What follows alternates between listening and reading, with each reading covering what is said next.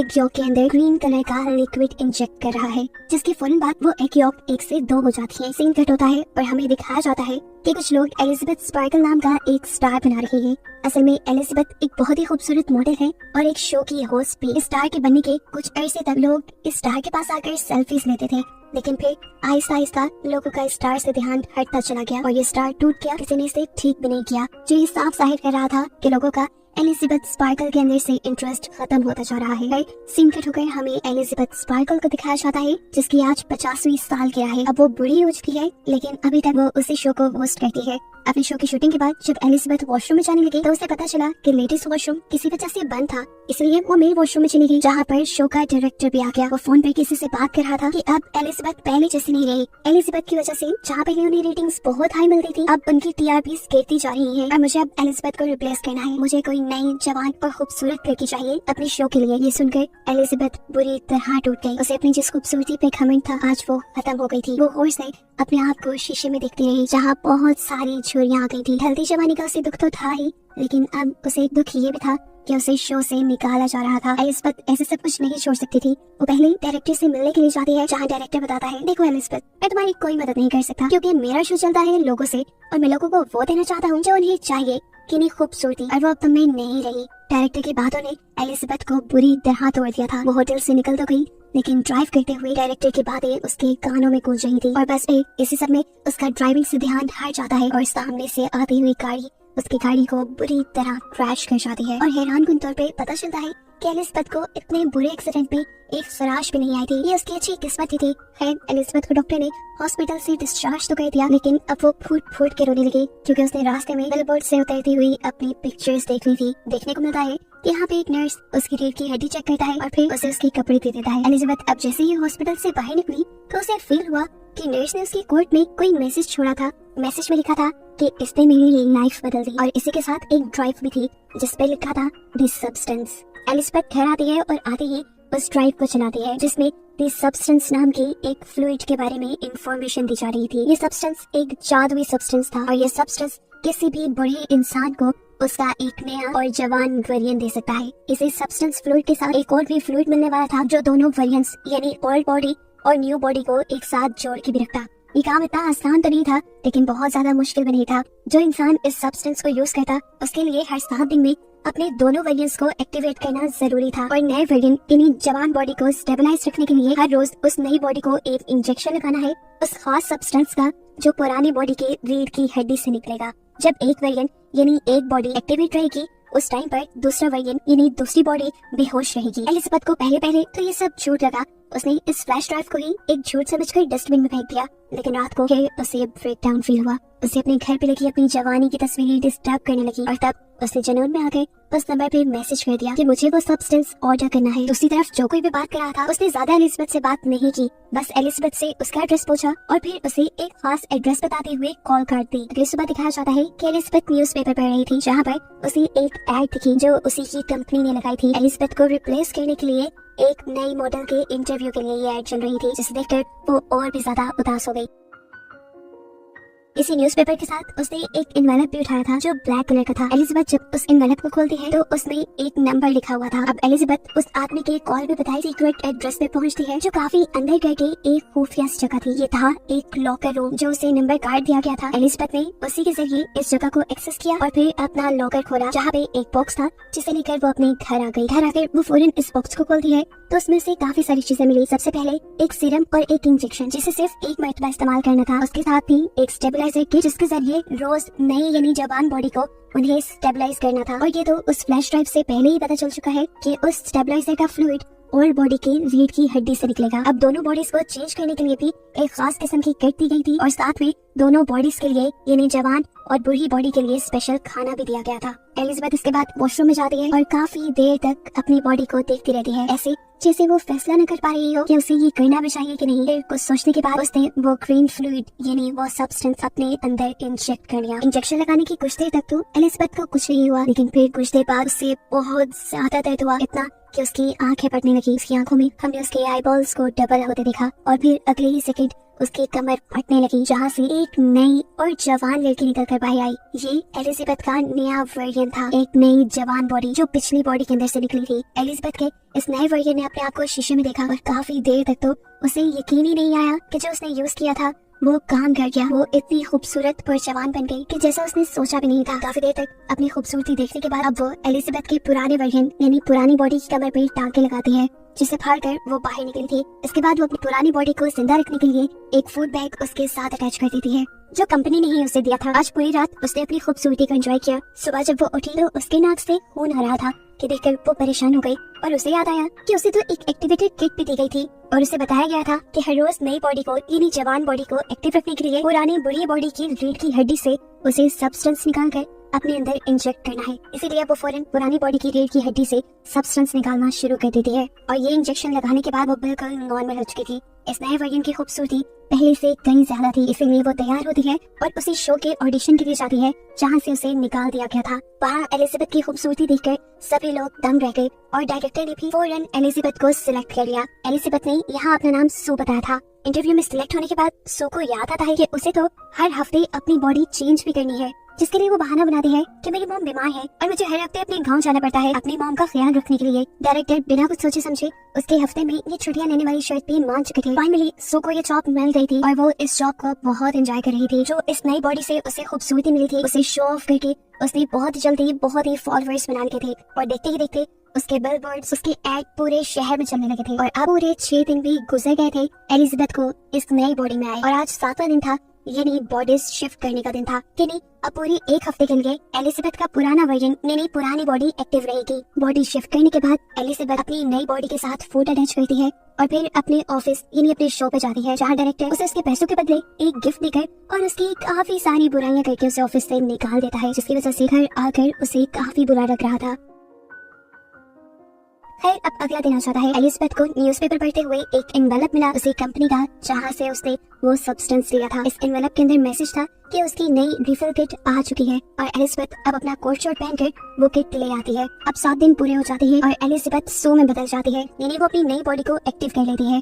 अब इस नई बॉडी ने तो दुनिया के सारे मजे लेने थे, ऐसे में वो कभी घर पे होती कभी ना होती, उसकी सच्चाई खुल भी सकती थी। इसलिए उसने फैसला किया कि वो अपने घर की एक दीवार तोड़कर एलिजाबेथ की पुरानी बॉडी को वहाँ छुपा कर रखेगी। सू की इस खटर पटर से इतना शोर हो रहा था कि उसके नेबर्स भी परेशान होने लगे और जब एक नेबर आकर उससे कंप्लेन करने लगा तो सू की खूबसूरती को देखकर वो कंप्लेन भी नहीं कर पाया। उल्टा उसने बोला, अगर कोई मदद चाहिए हो मुझे बुला लेना, मैं पास में ही रहता हूँ। लेकिन सू तो सीक्रेट काम कर रही थी, किसी की मदद उसे चाहिए नहीं थी, इसीलिए बड़े नखरेले अंदाज में उसने अपने नेबर के मुंह पे ही दरवाजा बंद कर लिया और फिर वो अंदर आई और कई घंटे लगाकर उसने अपना काम पूरा कर लिया। यानी उसने अपने घर के अंदर ही एक खुफिया कमरा बना लिया, जिसके अंदर उसने एलिजाबेथ की पुरानी बॉडी छुपा दी। अब क्योंकि एलिजाबेथ की जगह सू ने ले ली थी और सू मशहूर होने वाली थी, इसलिए उसने एलिजाबेथ की सारी जवानी की फोटोज भी उसी के साथ छुपा दी। एलिजाबेथ को अपनी इस नई बॉडी में इतना मजा आ रहा था कि इस समय वो भूल ही गई कि आज शिफ्टिंग का दिन था। उसकी पुरानी यानी एलिजाबेथ वाली बॉडी का खाना खत्म हो रहा था और आज उसे अपनी बॉडी शिफ्ट करनी थी। सो अपने एक दोस्त को घर भी ले आती है। घर आकर जब वो अपने काम में बिजी थी तो एकदम से उसे अपने नाक से खून बहता फील हुआ और अजीब उसकी बॉडी में सनसनाहट शुरू हो गई। वो समझ गई कि अब उसकी बॉडी शिफ्ट करने का टाइम है, लेकिन बॉडी शिफ्ट करने के बजाय उसके दिल में लालच आ गया। उसने कुछ और ज्यादा थी अपनी इस नई बॉडी में रहने का फैसला किया और एलिजाबेथ की बॉडी से सब्सटेंस निकालकर अपनी बॉडी में इंजेक्ट कर लिया, जिससे वो तो ठीक हो गई, लेकिन एलिजाबेथ की बॉडी के साथ क्या होगा ये आगे पता चलेगा। 7 दिन और सो ने ऐसे ही गुजारे और फिर बॉडी शिफ्ट की। जब वो एलिजाबेथ वाली बॉडी में आई तो उसने देखा कि उसकी एक उंगली गल चुकी थी और ये सरासर उसकी लापरवाही की वजह से हुआ था, यानी उसने वक्त पे अपनी बॉडी स्विच नहीं की थी। एलिजाबेथ अब टेंशन में कंपनी में कॉल करती है और उनसे पूछती है कि मैंने अपना एक साइकिल मिस कर दिया, मैंने अपनी बॉडी स्विच नहीं की, जिसकी वजह से मेरी एक उंगली खराब हो गई है, इसे ठीक करने का क्या सोल्यूशन है। तब कंपनी ने जवाब दिया, इसका कोई हल नहीं, जो हो गया सो हो गया। और ये सुनकर वो बहुत ज्यादा डर गई। कंपनी ने उसे बताया कि तुम 2 नहीं हो, तुम हो एक ही बॉडी से निकली है तुम्हारी वो नई बॉडी भी, इसलिए तुम्हें ध्यान रखना होगा। एलिजाबेथ अब अपनी नई रिफिल किट लेने के लिए आई। सच में उसने अपनी बॉडी स्विच की और अपने शो के लिए चली गई, लेकिन वहाँ जाते ही वो ये देखकर घबरा गई कि शो के लोग शूटिंग का सामान पैक कर रहे थे और उन्होंने उसे बताया कि अब से ये शो नहीं चलेगा। घबरा कर वो डायरेक्टर के पास गई तो डायरेक्टर ने उसकी परेशानी खुशी में बदल दी, ये कहते हुए कि अब वो ये आम सा शो नहीं करेगी बल्कि वो तो न्यू ईयर ईव होस्ट करेगी। ये सुनते ही उसकी तो खुशी का ठिकाना ही नहीं रहा और उसने बिना कुछ सोचे समझे हाँ कह दी। हालांकि न्यू ईयर ईव वो दिन था जब उसे अपनी बॉडी स्विच करके एलिजाबेथ की बॉडी में जाना था। इस चीज की परवाह न करते हुए अब सू काफी दिन तक अपनी इस नए वर्जन में इस नई बॉडी में ही रहती है और इसे एक्टिव करने के लिए एलिजाबेथ यानी अपनी पुरानी बॉडी से स्टेबलाइजर निकाल कर अपनी बॉडी में इंजेक्ट करती रहती है, जिसका असर एलिजाबेथ की पुरानी बॉडी पर हो रहा था। अब काफी दिन बाद जब सू ने अपने आप को स्विच किया तो देखा कि एलिजाबेथ बिल्कुल बूढ़ी हो चुकी थी, उसकी सीरम ज्यादा निकालने की वजह से। अब तो एलिजाबेथ अपनी हालत देखकर अब एलिजाबेथ को सू से नफरत होने लगी थी। वो अपने घर में लगी सारी सू की फोटोज को मारने लगती है, यहाँ तक कि वो अपने घर के उस मिरर को भी कवर कर देती है जहाँ सामने से सू के बिलबोर्ड्स उसे नजर आते थे। एलिजाबेथ बहुत परेशान थी, बहुत कंपनी में कॉल करती है और उनसे पूछती है कि क्या इस सब का कोई सोल्यूशन है, क्या मुझे वही बॉडी वापस नहीं मिल सकती जिस बॉडी के अंदर से मैंने नए वर्जन को यानी सू को निकाला था। कंपनी के आदमी ने बताया आपको पहले भी बताया गया था, जो हो गया सो हो गया, अब कुछ चेंज नहीं हो सकता। हाँ, लेकिन ये आपके हाथ में है कि अगर आप सब कुछ रोकना चाहे तो यहीं पर रोक सकती हैं और अब आपका ओल्ड वर्जन यानी आपकी एलिजाबेथ वाली बॉडी जिस कंडीशन में है उसके साथ आप अपनी पूरी उम्र गुजार सकते हैं। लेकिन ये एलिजाबेथ को मंजूर नहीं था। अब खैर एलिजाबेथ को कॉल आई शो की और उसने फौरन दोबारा से अपनी बॉडी स्विच कर ली। बॉडी स्विच करते ही उसने एलिजाबेथ यानी ओल्ड बॉडी के अंदर से एक साथ 3 महीने का सब्सटेंस निकालकर अपनी बॉडी के अंदर इंजेक्ट कर लिया। 3 महीने तक एलिजाबेथ ने सू की बॉडी में बहुत एंजॉय किया और फिर न्यू ईयर ईव थी, ठीक एक रात पहले उसका फ्लूइड खत्म हो गया। वो आज भी एक लड़के को अपने घर आई हुई थी और तभी उसे फील हुआ कि उसकी बॉडी के ऑर्गन्स फटने लगे हैं। ये फील होते ही वो फौरन एलिजाबेथ की ओल्ड बॉडी से सीरम निकालने जाती है, लेकिन आज सीरम निकला ही नहीं। ये देखकर वो बहुत ज्यादा घबरा गई और उसने कंपनी में कॉल की और पूछा कि एलिजाबेथ की बॉडी से सीरम नहीं निकल रहा, अब क्या करना चाहिए मुझे। अब कंपनी वाले उसे बताते हैं कि अगर उस बॉडी से सीरम नहीं निकल रहा इसका मतलब आपने सारा सीरम यूज कर लिया है और अब आपको नए सीरम बनने तक का इंतजार करना पड़ेगा, तब तक आप अपनी बॉडी स्विच कर ली। सू की हालत इस कॉल के साथ ही बहुत ज्यादा खराब हो चुकी थी। वो अब कुछ भी सोचे समझे बगैर अपनी बॉडी को स्विच करने लगती है और स्विचिंग की ये सारी आवाजें वो लड़का भी कमरे में सुन रहा था। उसे भी कुछ अजीब कुछ गड़बड़ फील हुई, जिसे इन्वेस्टिगेट करने के लिए वो वॉशरूम में आया, लेकिन इस बड़ी अजीब सी एलिजाबेथ ने फौरन वॉशरूम लॉक कर लिया इससे पहले कि लड़का उसके इस भयानक रूप को देख पाता। देखने को मिलता है वो बहुत ही ज्यादा बूढ़ी हो चुकी थी और साथ ही साथ गंजी भी हो गई थी, उससे चलना फिरना सब मुश्किल हो रहा था। एलिजाबेथ अब बहुत ज्यादा घबरा चुकी थी। वो कंपनी में कॉल करती है और कहती है कि मैं सब कुछ यहीं पर रोकना चाहती हूँ। कंपनी वाले भी उसकी बात मान लेते हैं और उसे टर्मिनेशन फ्लूइड ले जाने को बोलते हैं। एलिजाबेथ की ये बॉडी बहुत ही भयानक दिख रही थी। वो अपनी कोशिश के साथ जितना कर सकती थी इस बॉडी को कपड़ों में छुपा लेती है और फिर अपना टर्मिनेशन सब्सटेंस लेने के लिए पहुंचती है। टर्मिनेशन सब्सटेंस लाने के बाद वो इसको सू की बॉडी पे लगाने ही वाली थी तो तभी उसे कंपनी की मैनेजर की कही बात याद आई कि अगर तुमने एक मरतबा ये टर्मिनेशन इंजेक्ट कर लिया तो फिर जिस बॉडी में इस टाइम तुम हो हमेशा वैसे ही रह जाओगी। ये सोचते ही उसने सीरम इंजेक्ट नहीं किया। उसे शीशे में अपनी बॉडी को देखा और उसे सू पे दोबारा गुस्सा आने लगा क्योंकि ये सब सू की वजह से हुआ था। उस समय उसने सू में सीरम इंजेक्ट कर लिया, लेकिन अभी उसने आधा ही सीरम इंजेक्ट किया था कि उसे ख्याल आया कि अभी तो उसे बहुत बड़ा शो होस्ट करना है और आने वाले दिनों में उसे अवार्ड भी मिलने वाला है। उसे वो अवार्ड भी लेना था। उसे अपनी तारीफें सुननी थी जैसे पहले लोग उसके क्या करते थे। इस लालच में उसने आधा सीरम बाकी सू को इंजेक्ट नहीं किया और फिर वो सू को उठाने लगी। काफी देर तक उसे जगाने की कोशिशों के बाद जब सू नहीं जाती तो वो बॉडी स्विच करने का सोचती है, लेकिन जब बॉडी स्विच भी नहीं हुई तब एलिजाबेथ ने अपनी रीढ़ की हड्डी से एक्टिवेटर निकाल कर सू को लगा दिया और सू एक्टिवेट हो गई। यानी एक वक्त में एलिजाबेथ के दोनों वर्जन एक्टिवेट हो गए थे। एक्टिवेट होते ही जब सू ने ये देखा कि एलिजाबेथ उसे टर्मिनेट करने वाली थी तो उसे बहुत गुस्सा आया। उसने अपने गुस्से में एलिजाबेथ को इतना मारा कि आखिर उसका सर क्रैश हो गया और वो मर गई। एलिजाबेथ को मारने के बाद उसे एहसास हुआ था कि उसने बहुत गलत कर लिया। अब तो उसे एक्टिवेटर सब्सटेंस भी नहीं मिलने वाला था। खैर अब वो यहाँ से सब कुछ साफ करती है और अपने न्यू ईयर प्रोग्राम के लिए चली जाती है। जहाँ जाते ही क्राउड ने बहुत जोश से उसे वेलकम किया। उसे सब बहुत अच्छा लग रहा था, लेकिन तभी अचानक उसे अपनी बॉडी में कुछ अजीब महसूस होने लगा। उसके नाक से खून आने लगा और वो घबरा कर वॉशरूम में आ गई। उसने जैसे ही मुंह खोला तो उसके 2 दांत टूट कर गिर गए। उसने मुंह खोल के जैसे ही अपने 2 दांतों को और टच किया तो वो भी टूट कर गिर गए और तब उसे एहसास हुआ कि असली एलिजाबेथ की मरने की वजह से उसकी बॉडी खोखली हो गई है। अब उसे अगर किसी भी तरह जिंदा रहना था तो उसे एक्टिवेशन सीरम लगाना था, जिसके लिए वो अपने घर की तरफ बढ़ जाती है। लेकिन जब वो लिफ्ट में थी तभी उसका एक नील और एक कान कट कर गिर गया। वो बुरी तरह घबरा गई, लेकिन तभी लिफ्ट में कोई और इंसान भी आ गया और उसके यहाँ खड़े रहने तक वो अपने आप को बिल्कुल भी घबराया हुआ नहीं दिखाना चाहती थी। उसने बिल्कुल ऐसे एक्टिंग की जैसे कुछ भी ना हुआ हो और फिर जल्दी से वो अपने घर आ गई। अब सू जैसे ही जाकर एक्टिवेशन सीरम लगाती है तो कुछ नहीं होता। तब उसे याद आता है कि उसके पास तो सब्सटेंस भी रखा है जो उन्हें बस एक ही मरतबा यूज करना था उसने कुछ भी सोचे समझे बगैर ये सब्सटेंस अपने अंदर इंजेक्ट कर लिया और ये करते ही सू को बहुत ज्यादा दर्द हुआ। पहले की तरह उसकी बॉडी कमर से फटी और अंदर से एक सू और एलिजाबेथ का मिला जुला अजीब सा वर्जन बाहर निकल आया, जो दिखने में किसी भयानक खौफनाक मॉन्स्टर जैसा था। सू एक हाइब्रिड बन चुकी थी। उसकी दिमागी हालत इतनी खराब हो गई कि उसने एहसास नहीं किया अब वो क्या है, वो दुनिया के सामने जा भी सकती है कि नहीं। उसने अपने इस हाइब्रिड चेहरे के ऊपर ही सू की तस्वीर लगाई और अपने शो पे चली गई। जैसे ही वो स्टेज पे माइक के पास पहुंचती है, वहाँ जाकर उसके मुंह से फोटो गिर जाती है और सबको उसका भयानक हाइब्रिड चेहरा दिख जाता है, जो दिखने में बहुत क्रीपी था। सभी लोग उससे डरने लगे और उसे मॉन्स्टर कहकर उससे दूर भागने लगे। एलिजाबेथ को देखकर घबराते हुए